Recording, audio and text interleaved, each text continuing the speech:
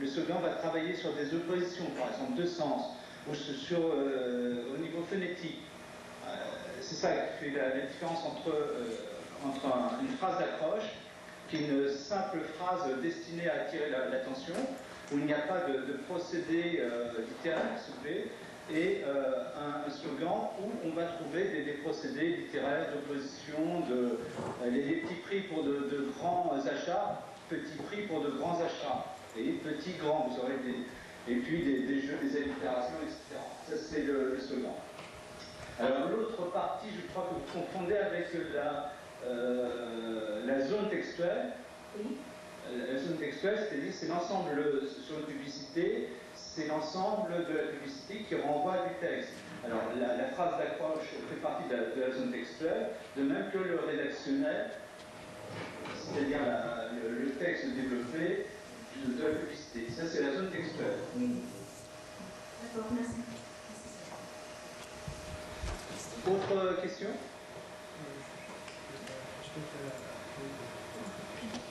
Alors, le problème que vous avez un peu dans l'approche globale, je peux reprendre rapidement une des questions qui m'a été communiquée, c'est que est-ce une activité qui s'insère dans le cadre de l'approche communicative ou bien il s'agit d'une technique indépendante d'une méthodologie particulière?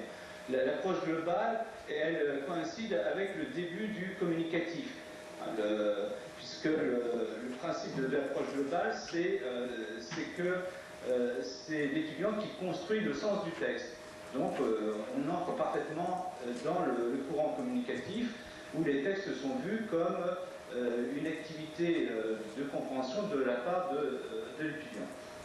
Donc on peut dire que l'approche globale, elle relève de l'approche communicative. Alors naturellement maintenant avec la perspective actionnelle, on l'a conservée. Hein. Et l'approche globale, elle a 40 ans d'âge, à peu près. Hein. Elle a été développée dans les années 74, vous voyez, du côté français. Donc c'est une pratique qui est bien rodée. Celle que je vous propose dans le cours, c'est une pratique améliorée par rapport aux propositions de Moirand et Moirand, Portine et autres. Et l'intérêt, si vous voulez, alors il y a une autre question qui pose, est-ce une activité qui peut vraiment être développée au cours d'une séance de classe? Et à quel moment, à quel niveau peut-on, en classe, parce que certains d'entre vous sont enseignants, à quel moment peut-on faire de l'approche globale? On peut faire de l'approche globale d'un texte dès le niveau débutant. Hein, l'intérêt de l'approche globale, il est double. Si vous voulez, du côté de l'enseignant, faire une approche globale d'un texte, c'est voir quels sont les éléments importants d'un document. Parce que trop souvent, quand on regarde les manuels de Letteler, ils se cantonnent à des questions de base. Où, quand, qui fait quoi, et ça s'arrête là. Bon, c'est vraiment très pauvre comme démarche, puisque le but du cours de langue, c'est de faire parler, sur le texte. Donc on peut commencer l'approche globale dès le niveau débutant, avec des questions là peut-être justement en se limitant à ces questions de base, et puis petit à petit, dès qu'on aborde les niveaux B1, B2, là on va faire des approches, justement une étude beaucoup plus approfondie des textes. Les manuels de Letteler sont souvent très pauvres, hein, les manuels de niveau B1, B2 sont très pauvres dans l'utilisation des textes. Donc l'intérêt de l'approche globale, c'est d'aller un peu au-delà et de pouvoir faire en sorte que l'étudiant réfléchisse sur les documents et à travers cela manipule la langue.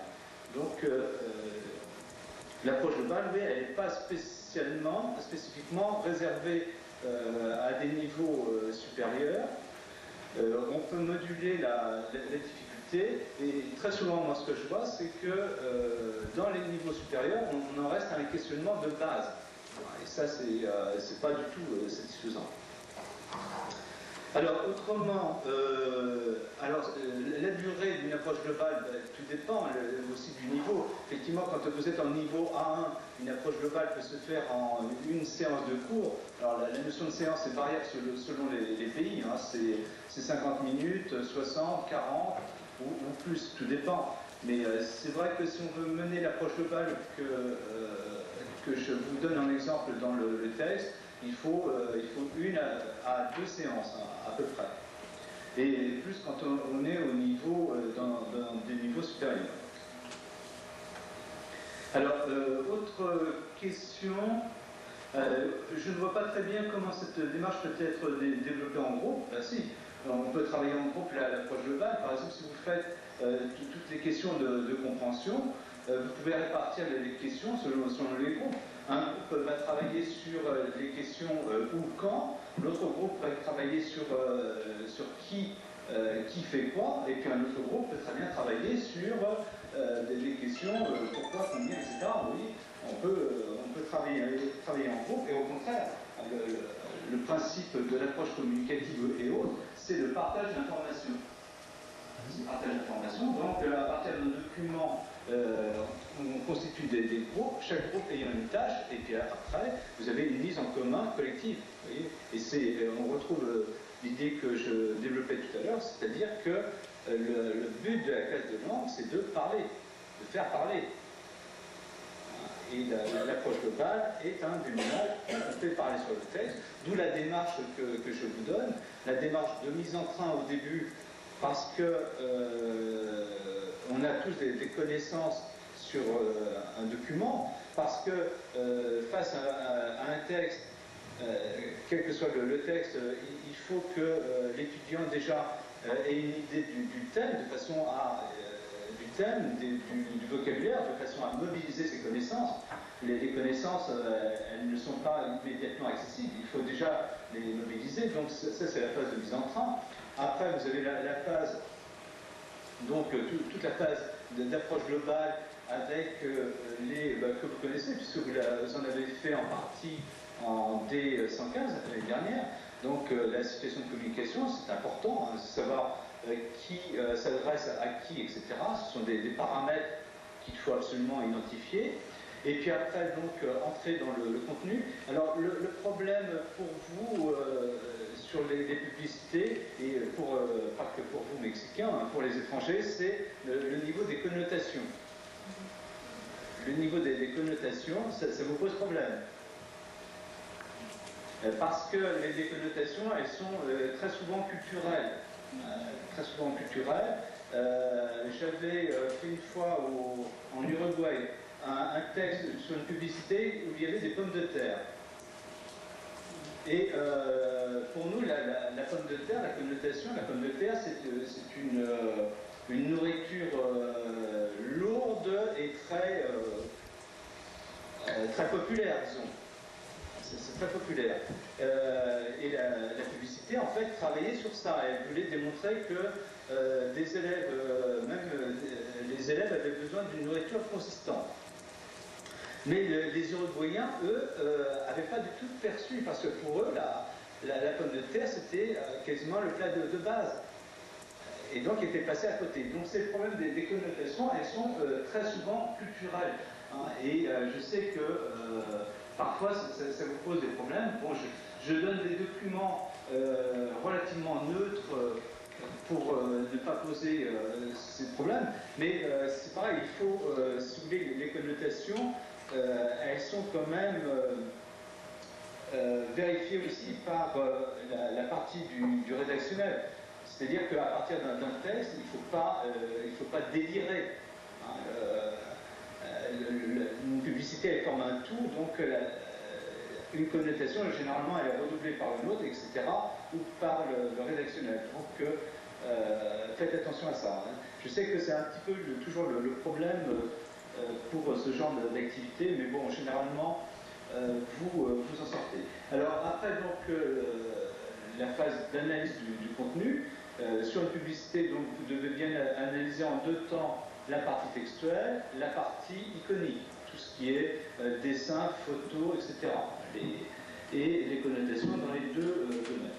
Et puis après, vous avez la phase vous avez la phase d'évaluation, la compréhension, et vous avez aussi la phase de réaction.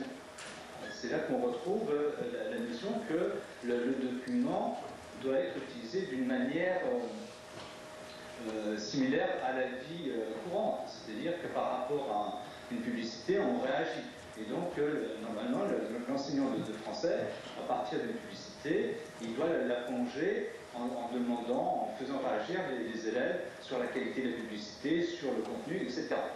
Le but étant que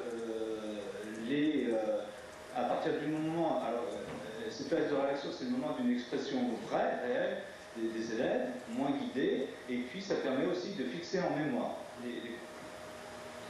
Voilà, donc c'est différentes phases qu'il faut observer. Moi, cette année, justement, j'ai trouvé dans les travaux, dans vos travaux, vous êtes beaucoup plus attentifs. Hein, vous avez la démarche dans le cours, vous la suivez. Il n'est pas question de faire les points 1, 2, 3, puis après de partir dans tous les sens. Vous ferez après, l'année prochaine, quand vous ne l'aurez plus, vous ferez ce que vous voudrez. Mais il faut d'abord suivre une démarche bien assimilée, et après on se libère. Et dans un premier temps, il faut la suivre, et c'est ce qui vous est demandé cette année. Alors, autre question que j'avais. Alors, une autre question qui m'a été posée, c'est une tâche communicative est-elle égale à une activité communicative? Alors, qu'est-ce que vous entendez par activité communicative? C'est ça la question. Moi, ma question.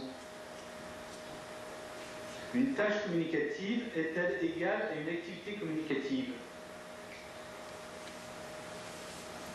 Non, la personne qui m'a posé la question n'est pas là?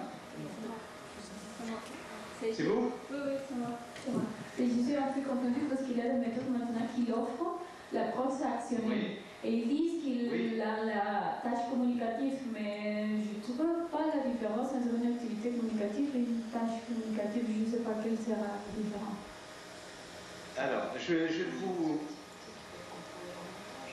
oui, alors je vais vous dire, dans les manuels, très souvent, les manuels, il y a très peu de manuels de perspective actionnelle.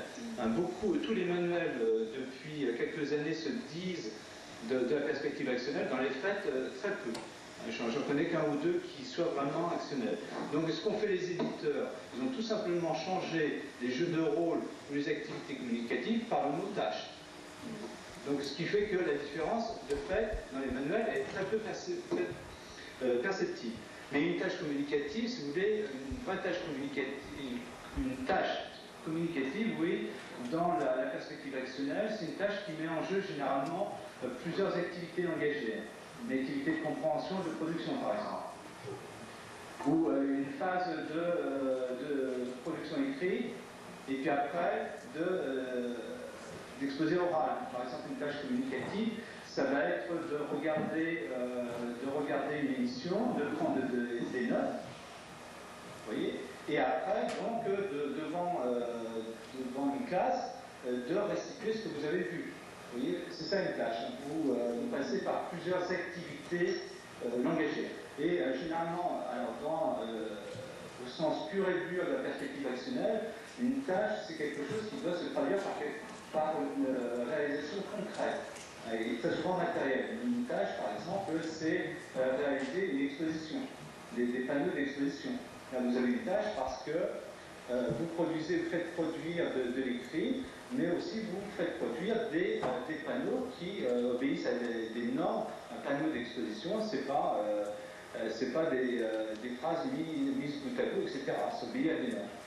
Une tâche, ce sera de faire un spectacle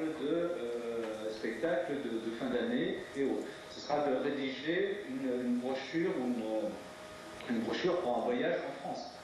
C'est ça. Vous voyez la notion. Bon, pour le cours là en 361, si vous voulez, je ne vous demanderai pas de faire la distinction entre activité communicative ou tâche. C'est bien plus tard. Et est-ce qu'on peut la faire, ou ça sera bien pour la faire dans les approches globales, si vous nous demandez une activité ou c'est uniquement l'activité? Dans l'approche globale, pour l'examen, je vous demande soit une activité de vocabulaire, soit une activité de grammaire. Donc, et dans ces cas-là, ce que je vous demande de me proposer, c'est, alors, dans les deux cas, le vocabulaire, c'est de sélectionner un champ lexical, de l'enrichir, et après donc de proposer une phase d'exercice, parce que c'est pas parce que vous avez expliqué du vocabulaire qu'il est acquis par les apprenants. Il faut le manipuler. Et dans ces cas-là, je vous demande deux exercices. Alors un exercice plus traditionnel et un exercice communicatif. Et là, c'est généralement un jeu de rôle. La même chose au niveau grammatical, un point grammatical à identifier et après donc dégager la règle et après deux exercices, un exercice plus classique et un exercice communicatif sous forme de jeu de rôle. Et ça, les jeux de rôle, généralement, les apprenants mexicains, les enseignants mexicains, vous connaissez la technique, ça ne pose pas de problème. Le tout, c'est de ne pas mélanger, pas confondre. Naturellement, si c'est une question sur le lexique, il ne faut pas me proposer un travail sur la grammaire, et inversement. Il faut faire attention à bien savoir sur quoi porte la question. Alors, la première partie, pour l'examen, vous aurez trois parties. La première partie, c'est une question de méthodologie. Vous avez eu deux devoirs, oui, au moins deux devoirs sur des questions d'ordre méthodologique. Ça, je vous renvoie au cours. Et puis après, vous avez la partie pratique avec l'approche globale et la troisième partie avec le travail sur le lexique ou la grammaire. De toute façon, vous avez dans les cours, vous avez beaucoup d'exercices. Éventuellement, pour les connotations, je peux préparer un document en autocorrection pour dégager les connotations sur des publicités, pour la distinction entre phrase d'accroche et slogan. Ça, je peux vous le faire. Ça vous intéresse? Oui? Oui. Bon. Merci. Je vous ferai ça pour la semaine prochaine. Merci. Et je le mettrai sur le site, alors ça va être. Oui. Nous avons trouvé des questions. Merci beaucoup. Merci. Bon, c'est bien. Il y avait deux questions qui avaient l'indication d'une question Pour une mail. Merci beaucoup. Si d'ailleurs la question concerne les personnes, je vais la réponse en général sur le forum. Oui. Bonne préparation de cours de science. Merci. Au revoir. Au revoir. Oui.